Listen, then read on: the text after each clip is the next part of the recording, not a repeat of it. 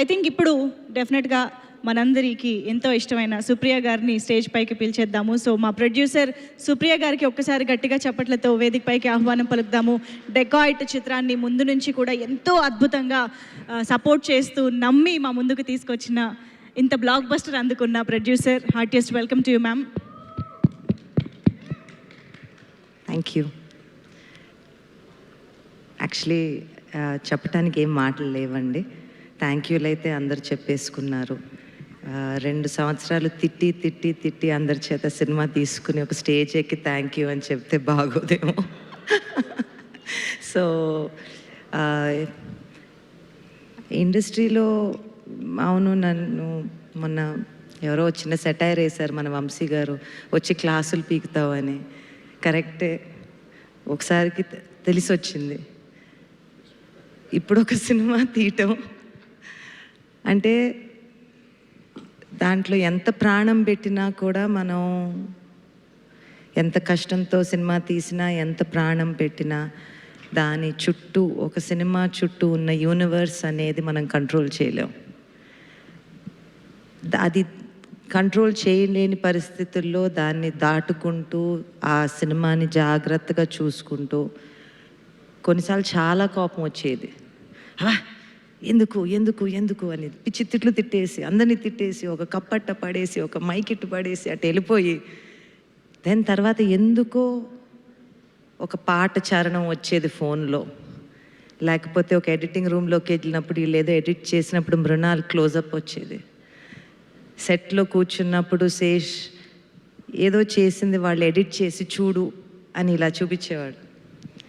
అవి చూసినప్పుడు that was the energy and that was the fuel to keep going.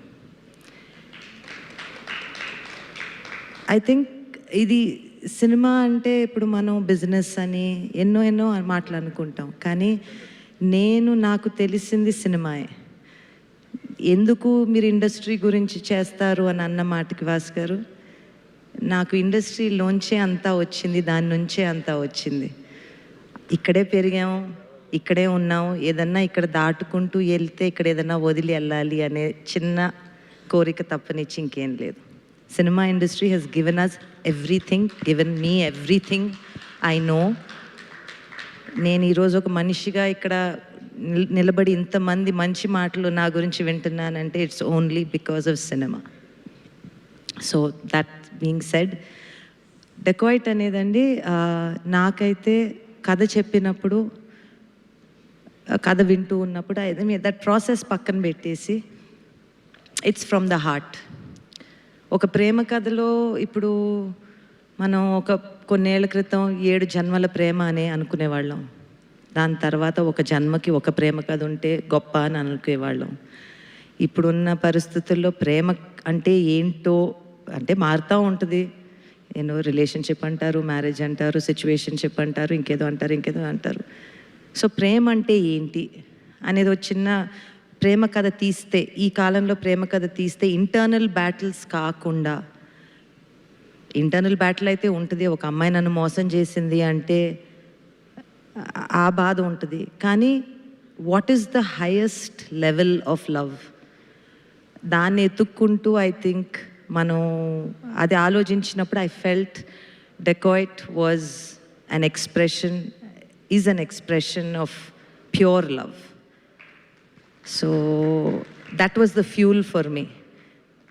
Everybody did very well, everyone did their job and more and all of that, but ఒక కథకి ప్రాణం ఎక్కడి నుంచి వస్తుందో తెలియదండి.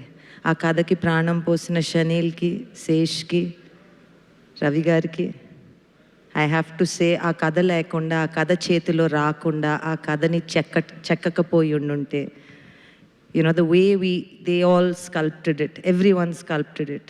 I think in థియేటర్ నుంచి బయటకు వచ్చినప్పుడు ఒక చిన్న భారంతో వచ్చాము, ఒక చిన్న హ్యాపీనెస్తో వచ్చాము అంటే ఇట్స్ ఓన్లీ బికాజ్ మనని టచ్ అయింది, మనం ఫీల్ అయ్యాం. And cinema is only meant to do that. It is meant to make us feel. And I'm happy that Dacoit has made you feel. Thank you all. Thank you. Superb, ma'am. Thank you very much. So, yes, sir.